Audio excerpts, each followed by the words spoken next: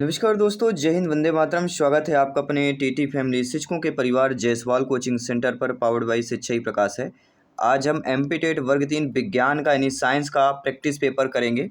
इस practice paper में हम 30 महत्वपूर्ण लाजवाब क्वेश्चंस करेंगे जो आपके एग्जाम की वजह से बहुत ही महत्वपूर्ण है और अंतिम समय की तैयारी है। साइंस में 30 नंबर बहुत ही इंपॉर्टेंट है सिलेक्शन के लिए। 30 में 30 अंक पक्का करना है, तो यहाँ पे सभी को कमेंट करके बताना है। इस प्रैक्टिस पेपर अभ्यास प्रश्न पत्र में आप सभी के प्रत्येक ब्रदर, सिस्टर एंड टीचर जिनका सपना अध्यापक अध्यापिका बनने का, आपका कितना स्कोर आ रहा है। तो चलिए शुरुआत करते हैं। आप सभी लोग तैयार हैं? तो पहला प्रश्न आप लोगों की स्क्रीन पर आ चुका है।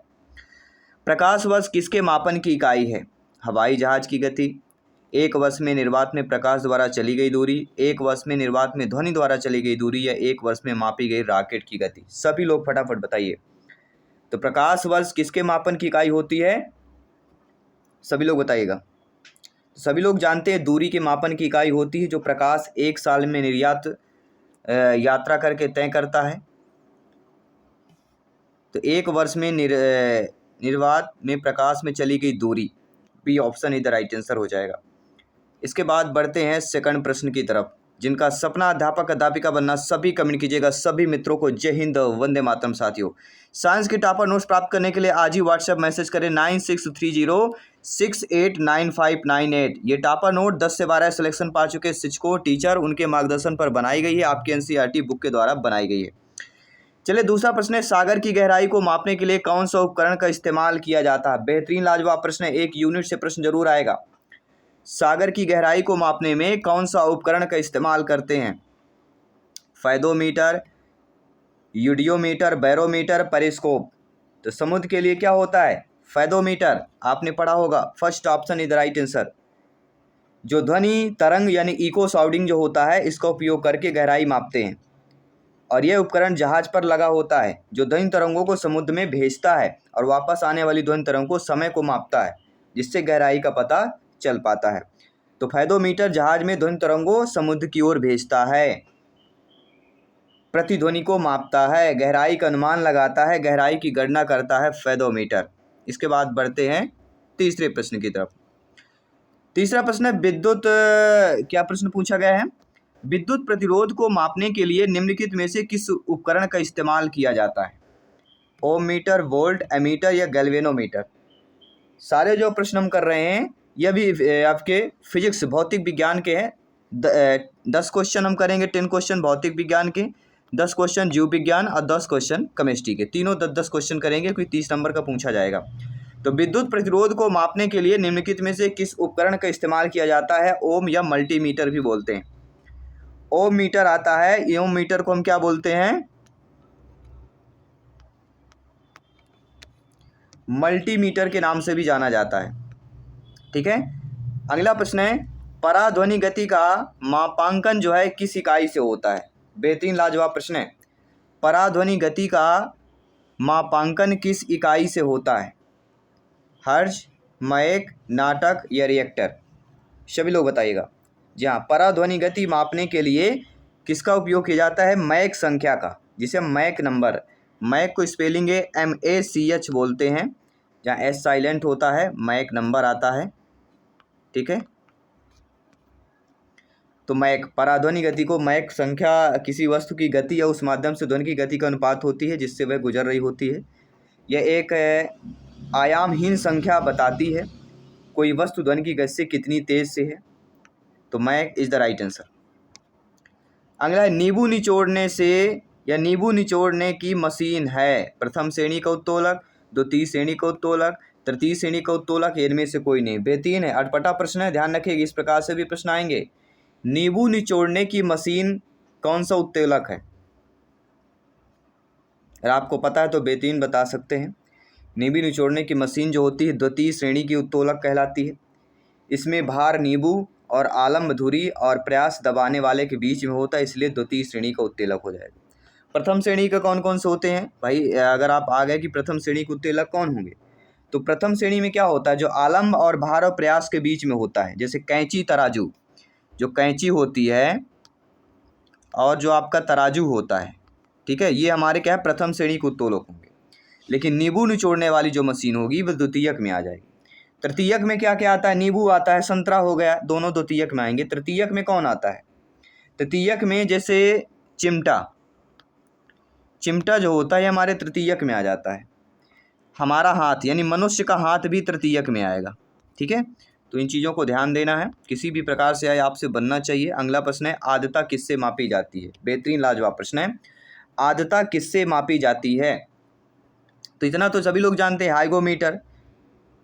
हाइग्रोमीटर है यह उपकरण हवा में जल वाष्प की मात्रा यानी नमी को मापता है।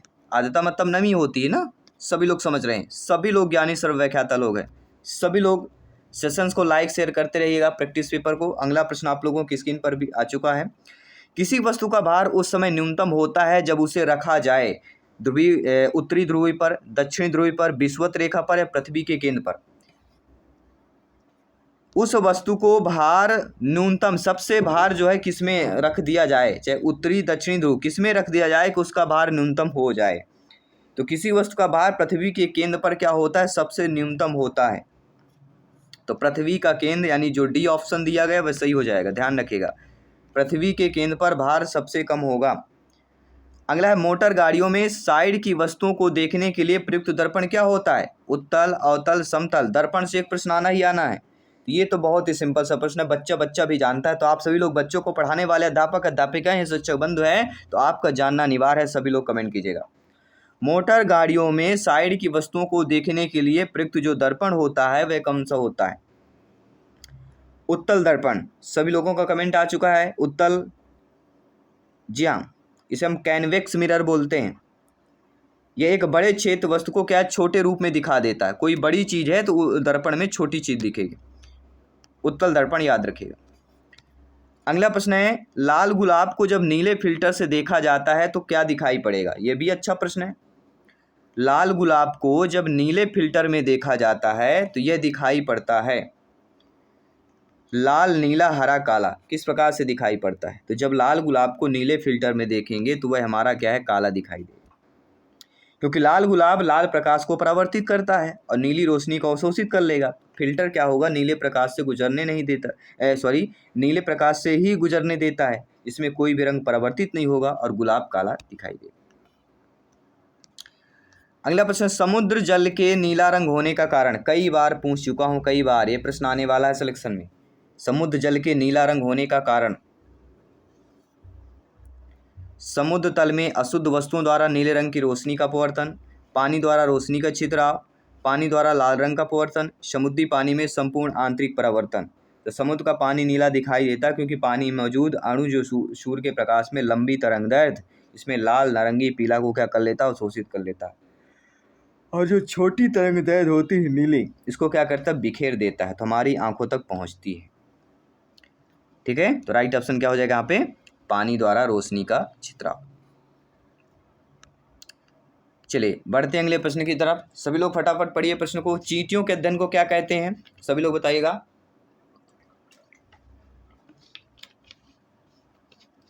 इस प्रकार का एक प्रश्न जरूर आएगा, ध्यान रखिएगा।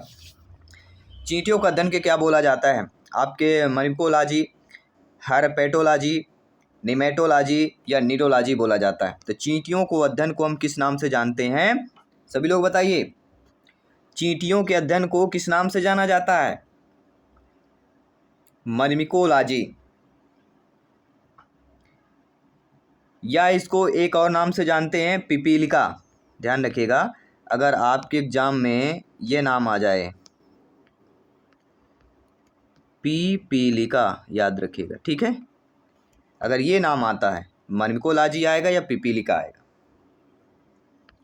चलिए बढ़ते हैं अगले प्रश्न की तरफ। ये भी प्रश्न इंपॉर्टेंट है। जीव की आंतरिक संरचना का अध्ययन करने वाला शास्त्र कहलाता है? शरीर रचना विज्ञान, कृषि विज्ञान, एग्रोलॉजी या मानव विज्ञान। जीव की आंतरिक संरचना का अध्ययन करने वाला शास्त्र शरीर रचना विज्ञान या एनाटॉमी क्या कहलाता है? एनाटॉमी।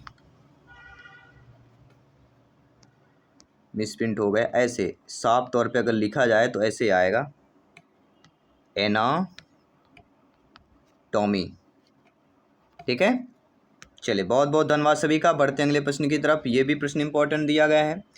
हमारे शरीर में हमारे कुल पोषक तत्व और खनिज और अवशोषण का 90% हिस्सा कहाँ होता है? वृक्क, बड़ी आंत, अमाशय या छोटी आंत? सभी लोग बताइएगा। तो किस में होता है? छोटी आंत में होता है।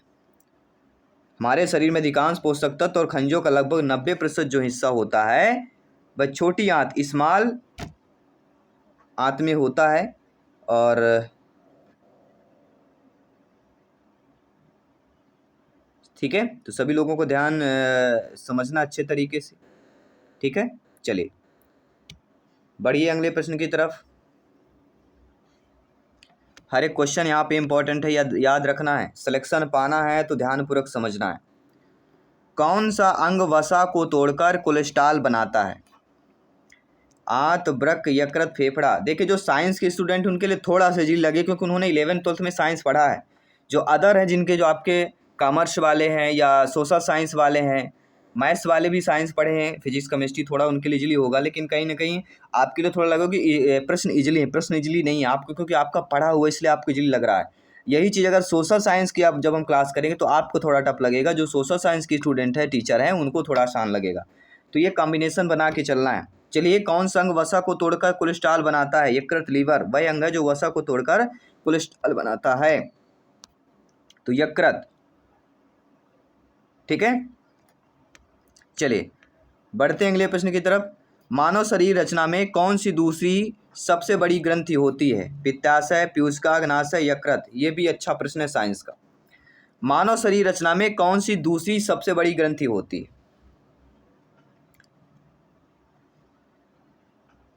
तो ये तो जानते होंगे, दूसरी सबसे बड़ी जो ग्रंथि होगी,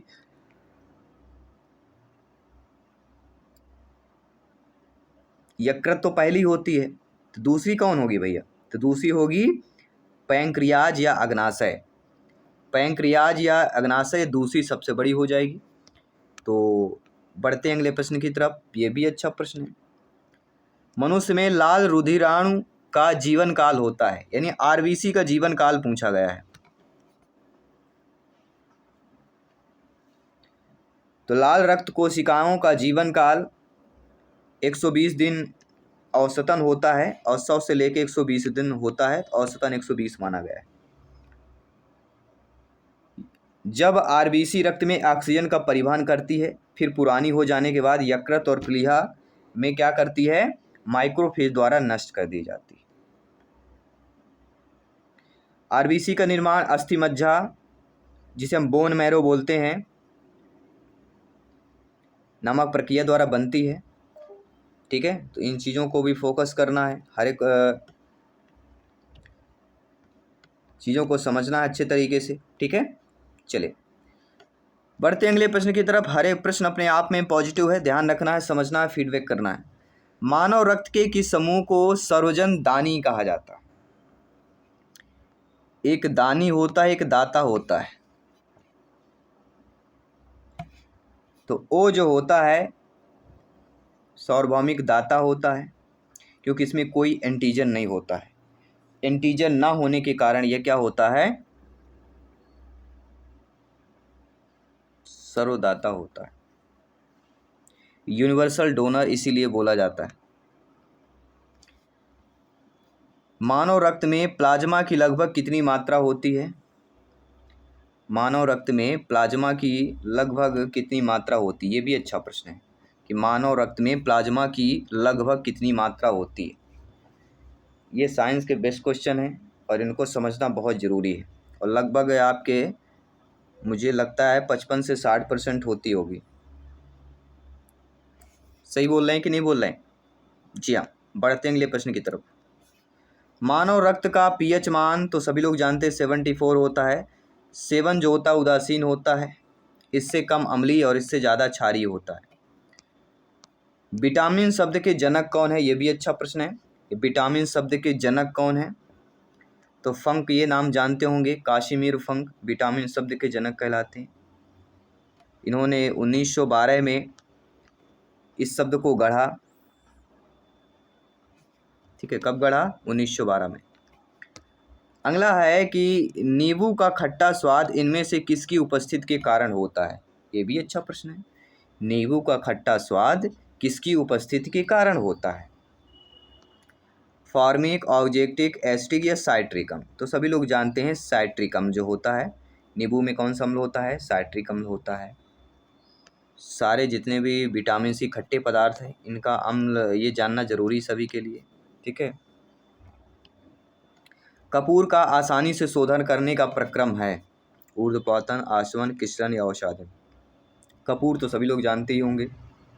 कपूर को शुद्ध करना अर्थात शोधन का सबसे आसान जो तरीका होता है वह ऊर्ध्वपातन होता है, सब्लिमेशन होता है। कपूर गर्म करने पर तरल अवस्था में आए बिना सीधे गैसीय अवस्था में परिवर्तित हो जाता है, फिर ठंडा करने पर सीधे ठोस अवस्था पर आ जाता है। ऊर्ध्वपातन is the right answer. Refrigerator में प्रशीतलक का काम करने वाला द्रव कौन सा है? द्रवीय कार्बन डाइऑक्साइड, द्रवीय नाइट्रोजन, द्रवीय अमोनिया, अति शीतल जल? रेफ्रिजरेटर में प्रशीतलक का काम करने वाला द्रव कौन सा है?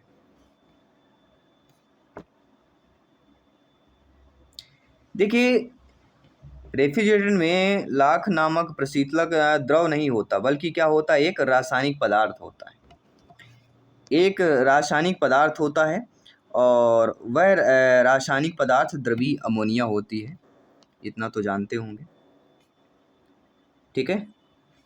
चलिए बढ़ते अगले प्रश्न की तरफ कि पीने वाले सोडा की प्रकृति कैसी होती है? उदासीन, ऑक्सीकारक, अम्लीय या क्षारीय? यह भी अच्छा प्रश्न है। पीने वाले सोडा की प्रकृति कैसी होती है? केमिस्ट्री रसायन विज्ञान का बेस्ट प्रश्न है। पीने की सोडा की प्रकृति अम्लीय होती है। इसका पीएच मान 3 से 4 होता है। तो 7 से कम अम्लीय, 7 से ज़्यादा क्षारीय होता है पीएच मान जो होता है। अगला ये भी अच्छा प्रश्न, ध्यानपूर्वक समझिएगा, इसको समझने की ज़रूरत है। अस्पतालों में सांस लेने वाली ऑक्सीजन नली में ऑक्सीजन के साथ कौन सी गैस होती है? Nitrogen, helium, argon, carbon dioxide? अस्पतालों में सांस लेने ऑक्सीजन नली में ऑक्सीजन के साथ कौन सी होती है? हीलियम गैस होती है। इसे हेलियोक्स भी कहते हैं। हीलियम और ऑक्सीजन का यह मिश्रण श्वास के दौरान सांस लेने में आसान कर देता है। अगला प्रश्न समझिएगा। रेडियो कार्बन डेटिंग का इस्तेमाल निम्नलिखित में से किसकी उम्र का अनुमान लगाने में करते हैं? शिशुओं को, जीवाश्म के सेलों में, प्राचीन इमारतों में? तो आपने पढ़ा होगा कार्बन डेटिंग का उपयोग लगभग जो पुरानी जीवाश्म होते हैं उनका पता लगाया जाता है। तो बी ऑप्शन इधर राइट आंसर हो जाएगा। अगला कि भविष्य का ईंधन किसे कहा जाता है? ये भी अच्छा प्रश्न है। भविष्य का ईंधन किसे कहा जाता है? एथेनॉल, हाइड्रोजन, मीथेन या प्राकृतिक गैस? सभी लोग बताइए। जी हाँ, फटाफट कमेंट कर दिए। भविष्य का ईंधन हमारा हाइड्रोजन, क्योंकि यह स्वच्छ ऊर्जा प्रदान करता है, वातावरण का प्रदूषण भी नहीं करता, फ्यूल सेल में उपयोग करके बिजली उत्पन्न की जा सकती है। यह जीवाश्म ईंधन पर निर्भरता कम करने, जलवायु परिवर्तन से निपटने में महत्वपूर्ण भूमिका निभाता है। तो आगे चल के कहीं ना कहीं हाइड्रोजन का उपयोग होगा, ये ज़्यादा देखिएगा। हमारे ज़माने में या हमारे जो बच्चे होंगे या उनके जो पोते होंगे उनके ज़माने में, कहीं ना कहीं बच्चे के ज़माने में तो हाइड्रोजन आ जाएगा धीरे धीरे, जैसे अब सीएनजी चल रही उसी प्रकार से आ जाएगा। निम्नलिखित वाली पेंसिल में क्या प्रयोग होता है? ग्रेफाइट, गंधक, सोडियम, टिन? ये भी अच्छा प्रश्न है। पेंसिल में क्या प्रयोग किया जाता है? देखिए, आमतौर पे जो प्रैक्टिकल करते हैं ना 9th 10th में, उनसे भी प्रश्न आएंगे जो प्रैक्टिकल में केमिस्ट्री में करते हैं आप लोग। तो पेंसिल मुख्य रूप से ग्रेफाइट और मिट्टी अर्थात क्ले होता है। ग्रेफाइट, मिट्टी को क्ले बोलते हैं ना, तो ग्रेफाइट मिट्टी होता है या क्ले होता है। इसके बाद है कि तारों के टिमटिमाने का कारण क्या है? ये भी अच्छा प्रश्न है कि तारों के टिमटिमाने का कारण क्या है? प्रकाश का परिक्षेपण, पूर्ण आंतरिक परिवर्तन, वायुमंडलीय परिवर्तन, वायुमंडलीय अपवर्तन? तो तारों के टिमटिमाने का कारण क्या होता है? पृथ्वी के वायुमंडल द्वारा होने वाले वायुमंडलीय, क्या होगा? तो वायुमंडलीय अपवर्तन इज द राइट आंसर। ठीक है, अभी कुछ लोग कमेंट करेंगे सर इतना सरल प्रश्न कैसे कर दिए, इतना सरल नहीं पूछेगा भैया। यही एग्जाम में प्रश्न होता तो बता रहा हूँ 15 से ज़्यादा नंबर आपके नहीं आने वाले। एग्जाम का प्रेशर बहुत हार्ड होता है, इसलिए अभी से प्रैक्टिस में लगिए। वहाँ आप कहीं यूपीएससी का एग्ज़ाम, कोई भी एग्ज़ाम हो, उस लेवल से रिलेटेड ही पूछा जाता है। कुछ चीज़ें गहराई से आ जाती हैं, कुछ चीज़ें नॉर्मल आती हैं। तो जब तक पढ़ेंगे नहीं, समझेंगे नहीं, तो कैसे बनेगा। चलिए बढ़ते हैं प्रश्न की तरफ। यदि कोई प्रेक्षक दिन के समय चंद्रमा की सतह पर, तो उसे आकाश प्रतीत होगा। हल्का नीला, नारंगी, नीला या काला। यदि कोई प्रेक्षक है दिन के समय चंद्रमा की सतह से देख रहा है, दिन में क्या है चंद्रमा की सतह पर है, उसको आकाश कैसे दिखाई देगा? आकाश उसको काला दिखाई देगा। कैसे दिखाई देगा काला?